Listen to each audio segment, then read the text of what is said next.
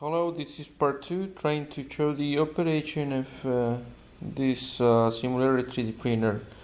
As you can see in here, we have the movement of the x-axis while trying to create the floor. Then we can see we have in here the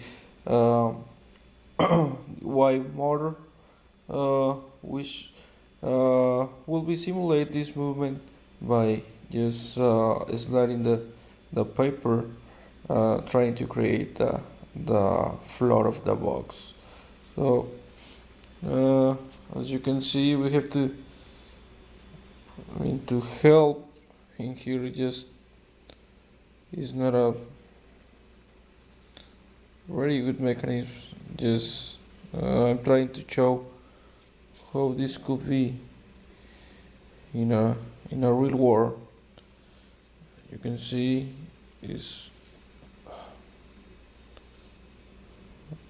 once the Y motor moves, this means that it should be a mechanism in the perpendicular to this movement, which is creating the floor. Obviously, here we can not see a clear or perfect square box, but well, the end is just a simulation. As you can see here, we are creating the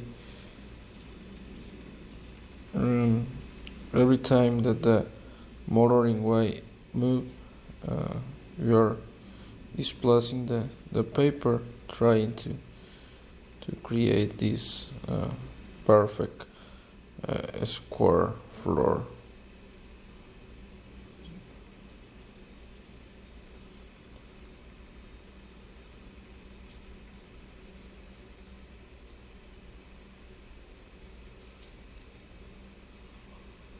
And well, this in during the programming is just an iteration of depending on the dimensions of our box. So it's just part of the programming. That C motor is not having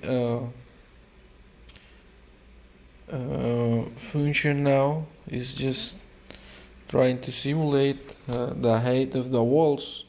So is how we are building the walls.